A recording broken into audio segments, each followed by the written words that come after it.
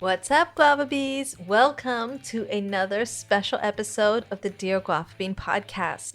In this episode, I'm talking with William, who is a freelance conversion copywriter. He's been working out of Brighton for the past 4 years, and he's got some really great advice to share around copywriting and just in general how to get new clients and how he manages the feast and famine cycle. In this episode, I also asked him what was his biggest freelancing mistake, of course, how he prices his services and finds clients, and what it took for him to leave his 9 to 5 and take the leap into remote work. So I hope you enjoy this podcast. And if you want to learn more about Will or check out his work, I'm going to include the links to his website and social media stuff in the podcast show notes. I'm also going to link any books and online courses that he mentions. He mentions a couple great marketing books that inspired him and that helped him grow his copywriting skills. And so anything that you hear in this episode, you can find the links to it on our website. Okay, enjoy. So let's start at the very top. How long have you been freelancing? I've been freelancing 4 years full time. I was doing it as like a side hustle for about 6 months before that, but then I just realised enough's enough. You need to do this full time or not do it at all. So coming up to my 5th year. That's nice. That's about the same amount of time. Like I've been doing about 5.5 years. So we must have started at like roughly the same time. And what do you do exactly? I like to market myself as a conversion copywriter. So copywriting, but pretty much for the web. So website copy, where I would create the wireframes as well and structure in a way to get people to a specific goal. Lots of landing pages, email marketing campaigns, and every now and then something out of the blue will pop up and I'll think, okay, haven't done that before, but let's give it a go. But my kind of big three: website copy, landing pages, and email marketing campaigns. So I imagine you work with a lot of small business owners, entrepreneurs, that kind of thing. Yeah, I find that a lot of them, I think the reason I've got quite a lot of work over the past few years is because I try to kind of establish a rough niche in the area for conversion copy or sales copy, whatever you want to call it. Because I find there's a lot of copywriters I meet that all they do is write blogs and stuff. And I think in the UK, maybe I've just been unlucky, but many business owners haven't really worked with a copywriter before. They kind of write their own copy and they make kind of like the common mistakes of writing too much, yet somehow not really selling themselves at all. So one of my first gigs was writing a sales page, and then it worked really well.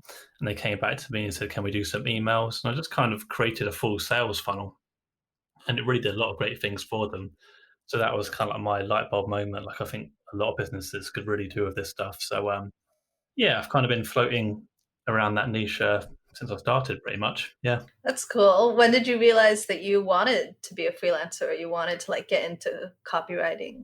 So two different things really that kind of connected together quite well. So about 10 years ago, I heard a story about a friend of mine, or one of his friends, who was like working remotely, like working on holiday. And I was like, how do you do that? Like, I want to do that. Surely everyone wants to do that. It just seemed too good to be true. And it was just like a pipe dream. I never knew how I would do it at the time. I was like working pretty much minimum wage jobs here in the UK, like in shops and whatnot, because I never really knew what it was that I wanted to do. And then eventually I just kind of got tired of myself just working jobs I didn't like.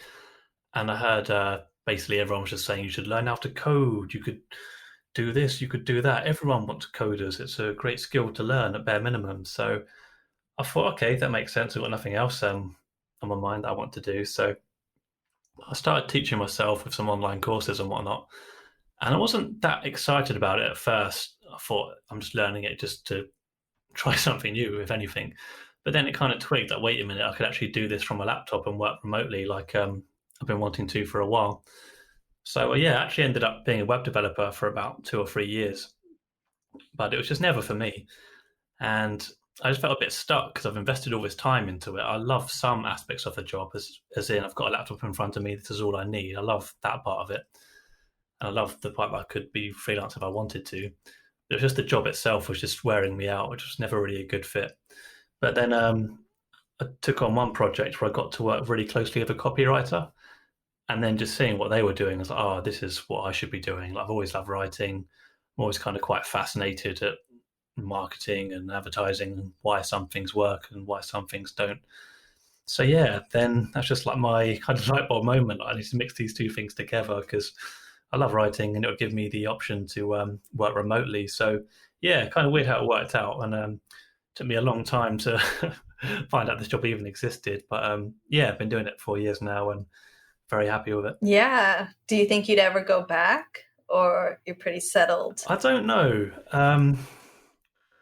It does play up on my mind occasionally because I think a lot of freelancers and a lot of entrepreneurs, it's kind of quite trendy to like knock the 9 to 5, and I've never been one to do that. I don't really understand it, to be honest. I mean, I actually think being freelance definitely isn't for everyone, and everyone has their own route into it. And some people have really enjoyed like 5-10 year careers in house and then eventually gone freelance.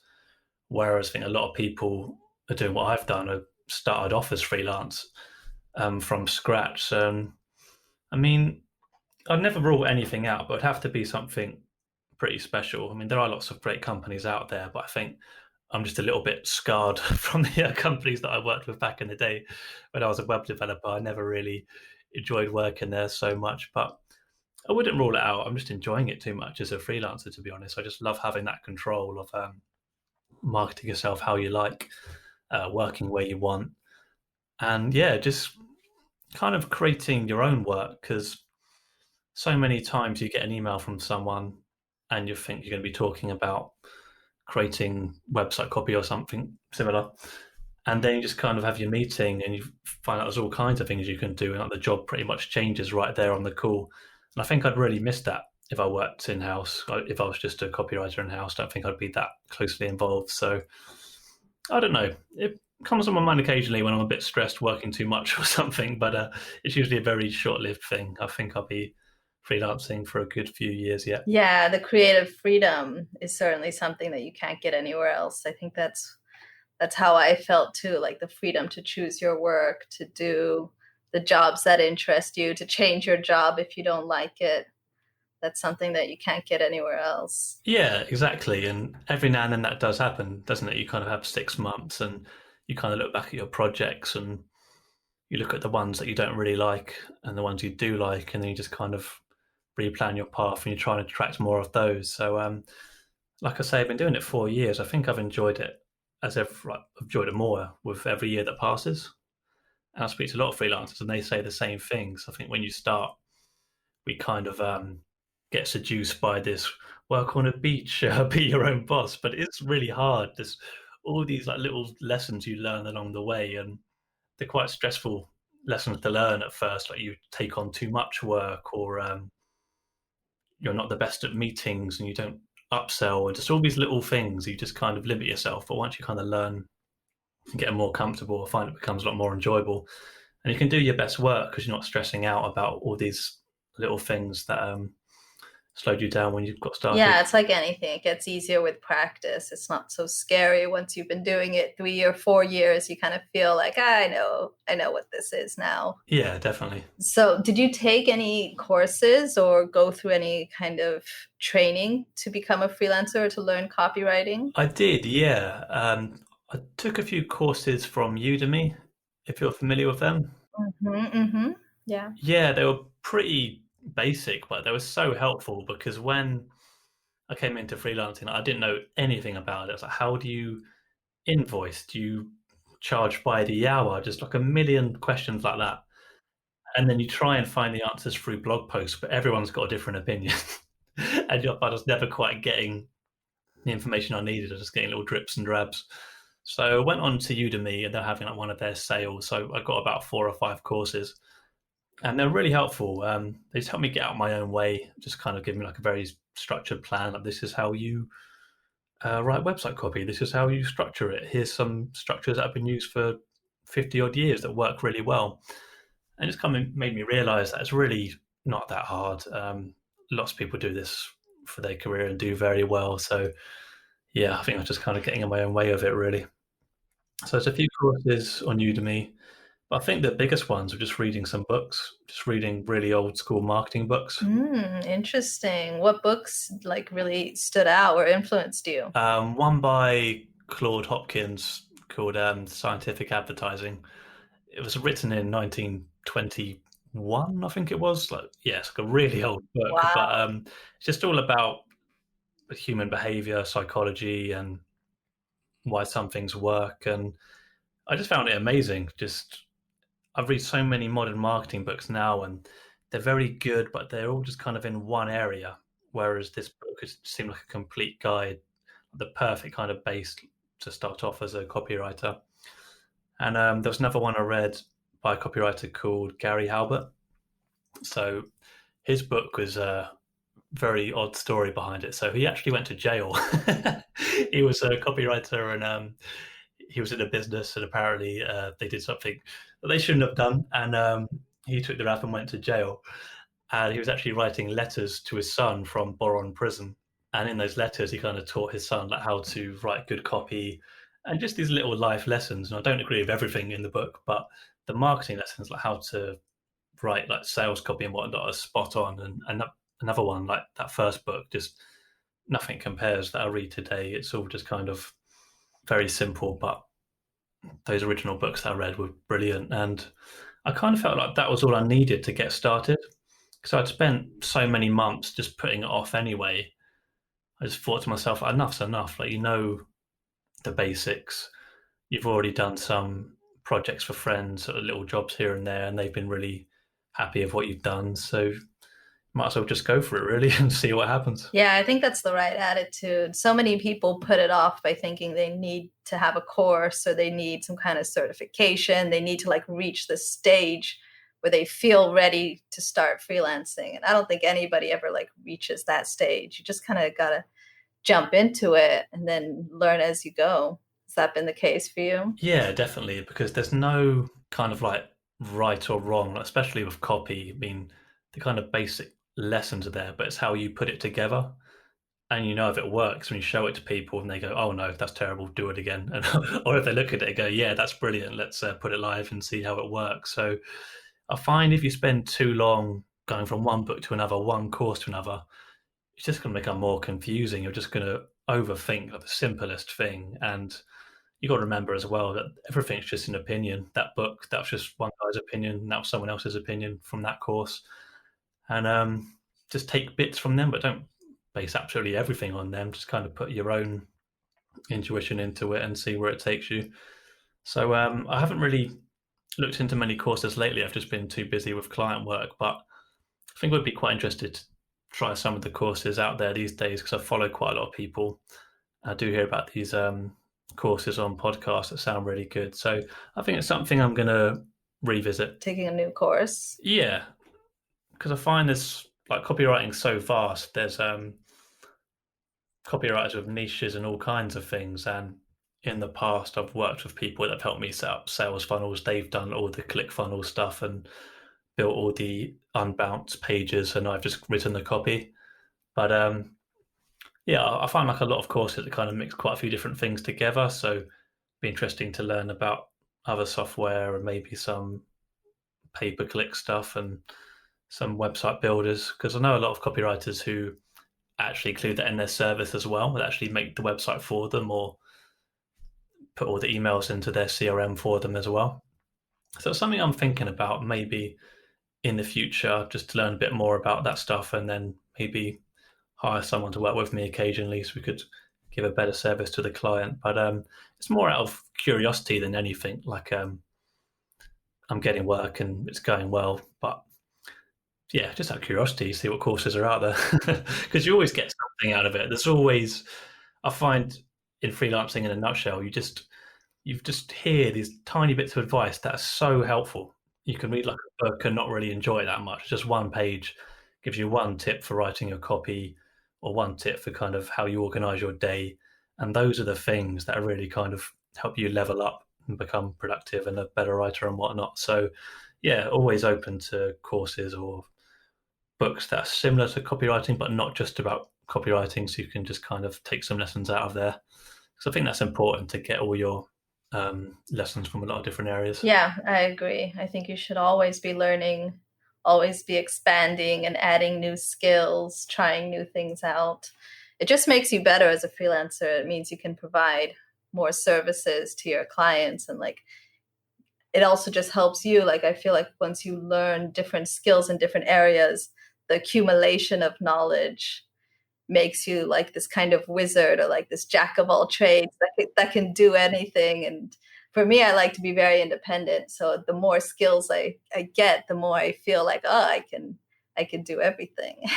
Yeah, I know what you mean. It's funny as well, isn't it? You'll be on a call and then someone will say, "Do you have any experience in this?" And you go, "Yeah, I do." Like, I wasn't even planning to like learn about that, but a few projects ago I had to. And yeah, you just pick up so many things along the way, and they're the things that kind of separate you from everyone else. Yeah, yeah, being multi-talented.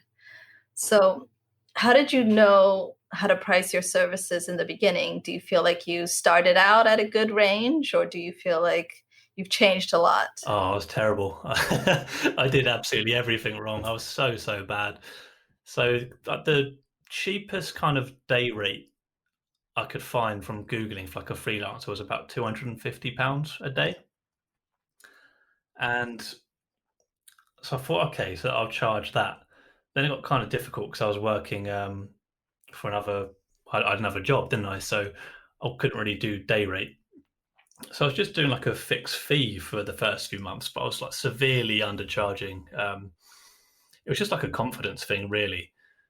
And then after about 4 or 5 projects, I realized like, what am I doing? Like everything I'm doing is going really well. Clients are coming back for more work. So I just, again, I didn't have like an hourly rate or daily rate. Then I just charged a bit more for the projects I was quoting for. And it wasn't until I went freelance completely, went full time, that's when I started looking at day rates. So I think my starting day rate was 250. So I just went with that as I thought it makes sense. I'm just starting out, but I've kind of jumped that up as I've gone on. But the one I've never really tried is the hourly rate. I just never really.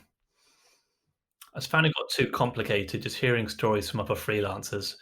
So they would ask them to write something, they would do it, and then revisions came back, and then the client said, "Oh, can you do this?"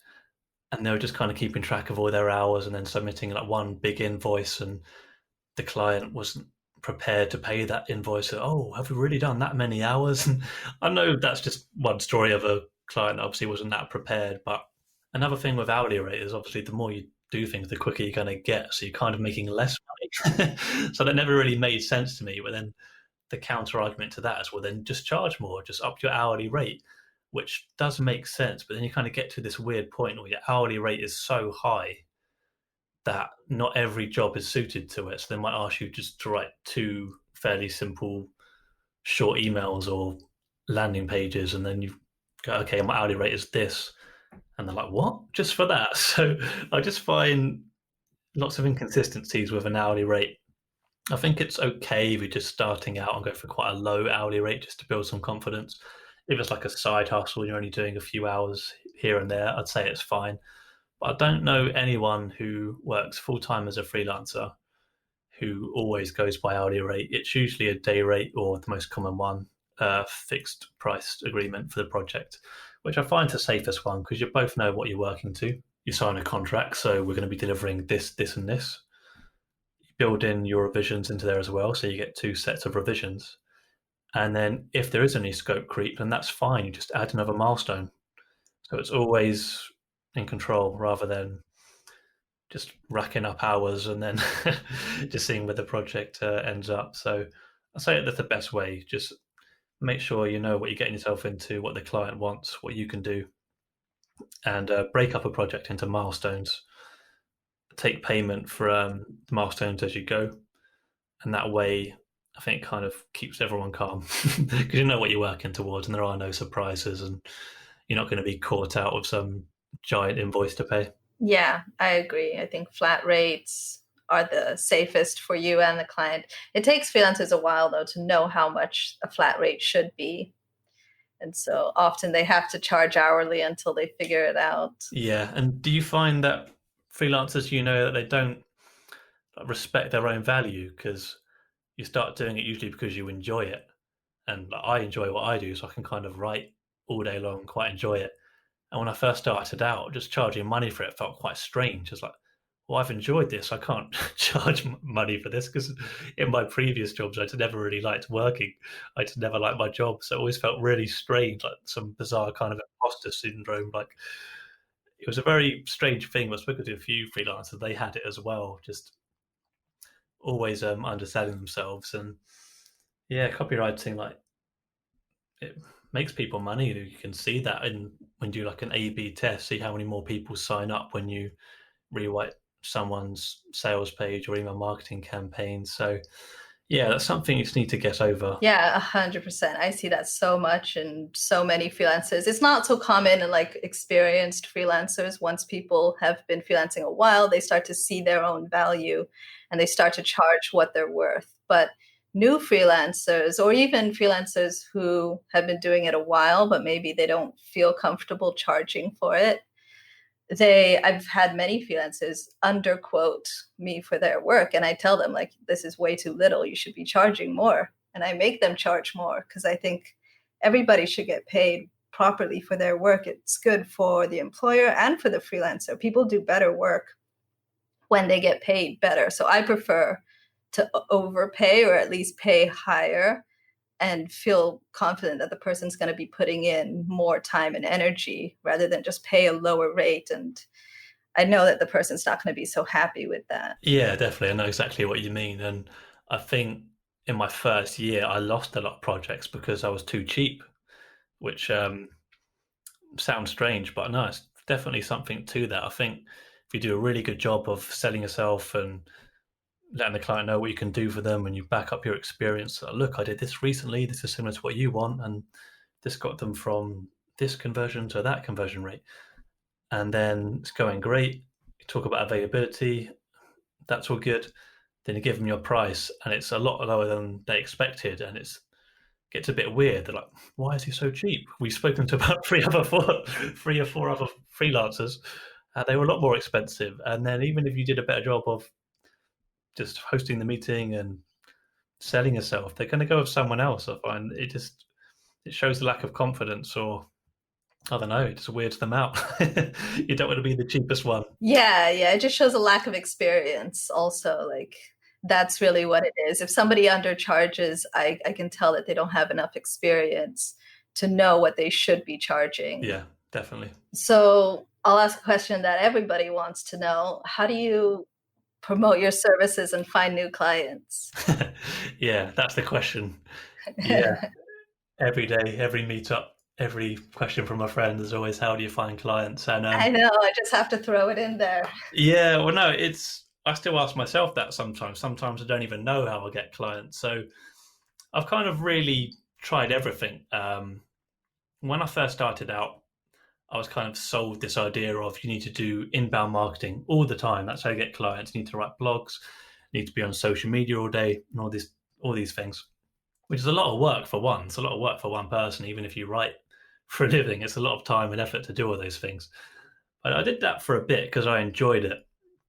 Then I started realizing that I was bringing in clients and inquiries, but they weren't always the best fit because it was just kind of like a scattergun approach.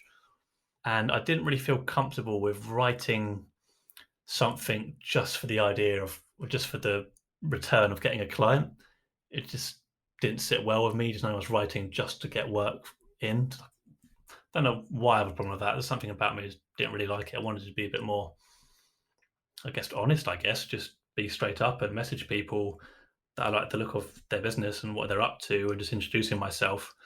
And that worked out a lot better. So my first couple of months, I kind of did struggle finding work. It was few and far between. And that was when I was doing the inbound thing. But when I started going old school and going for outbound marketing, then that's when it really picked up for me. People were really grateful that I messaged them. No one told me to go away, which I was expecting. People like, yeah, thanks for reaching out. Like the look of your website, like the examples you shared. And sometimes I'd get work fairly quickly. Within about a week, we'd be working together. But I found a lot of them, they'll just say, thank you, we're looking to do something in a couple of weeks, so we'll come back. And a lot of them did, and they still do. So that's pretty much all I do now. I use a CRM, which is a massive game changer. I think every freelancer should use a CRM, because otherwise you're just living in your email all day, digging out old emails and looking for that person and going, oh, I need to follow up with Jeff. Where's that email? And it's just exhausting. It's no way to run a business. So use the CRM and yeah, just keep your eyes open for companies you like the look of, and send them a message introducing yourself. What can you do for them? How can you help them? And yeah, it's a fine line. Don't want to be too salesy. I never pitch in an email. It's just like an introduction. And that's worked really well for me. So that's pretty much all I do now. Occasionally I get referrals. Occasionally I go to a meetup where I'm from here in Brighton, and I'll end up working with someone there. But the majority of it is just through sending companies emails, whether that be finding them on an article that I found that, oh, I'll say that again. So if I'm on LinkedIn and I've seen they've posted an article, then I'll get in touch with their marketing manager, something like that. Or sometimes I just look at job boards and look for companies that are hiring, and they might not be looking for a copywriter or anyone in marketing at all, but I'll reach out anyway. And again, maybe a week later, maybe a month later, sometimes even a year later, I get an email back saying, yeah, we need some copy now. Are you free to talk this week? So that's something I make time for every single week. So I think the biggest problem with freelancers is the whole feast and famine cycle, isn't it? That's like the second question everyone asks. The first question is, how do you get clients? The second question is, how do you keep clients? Because I think when we all start out, we're all just trying to get clients, and then we get some, and then you work with them for however long, maybe it's a month, 2 months, then all your projects finish, and then you've got nothing. And then you're out there looking for work again. And it gets really tiring because it's just a yo-yo. Like 1 minute you're doing great, and next minute you're thinking, is there any work out there? Like, is this sustainable? But of course it's sustainable. There's millions of freelancers doing incredible things. So for me, the difference maker was just making that time every single week to contact clients. And that's just my way. That's what works for me. I know people that get amazing results with pay-per-click. So chuck some money into AdWords and they get some website inquiries. I know copywriters that just write really specific blogs on very niche problems in niche industries, and that always gets a flood of people coming back. So yes, we have that problem. We'd love to work with you. So there is no one way. I think it comes down to two things. Obviously, one, what works. So you may enjoy being on social media, looking for work and doing all these things, but is it actually working? And the other thing is, yeah, just what just feels like a good fit for you. What's gonna, when it comes time to look for clients, are you going to sit down and think, oh, I don't want to do this? So if you don't enjoy it, maybe it's best to like outsource. So just create a list of companies you want to contact, and then pass it on to someone else to do for you, like managing the onboarding if you struggle with that stuff. But for me, like, I really enjoy onboarding. I enjoy messaging companies. I enjoy a few emails back and forth, and then getting started with projects. I know freelancers who work in, they're pretty much like, they are a freelancer, but they've got other members of the team that are bringing quite frequently.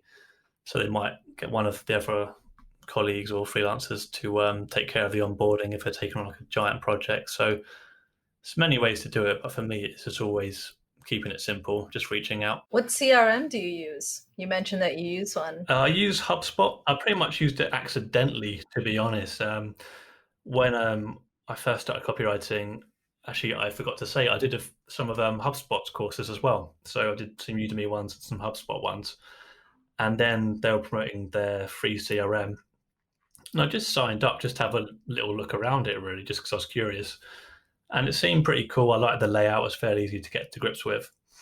But I forgot I kind of had an account. I just kind of neglected it. But then reading blogs from other copywriters and other freelancers, one thing that I always saw them say was use a CRM. So I thought maybe I should, because I did not like digging through my emails every week looking for that person I wanted to chase up or reply to. So yeah, CRM, that saved me a lot of headaches. Hey there, we hope you enjoyed listening to the Dear Guava Bean podcast. If you'd like to hear the second half of this episode, log in to the Freelancer Toolbox or go to guavabean.com to start your free trial now. As always, our goal is to empower you with the information, inspiration, and direction you need to achieve financial freedom through online work. Thanks for listening and supporting the podcast. See you in the next episode.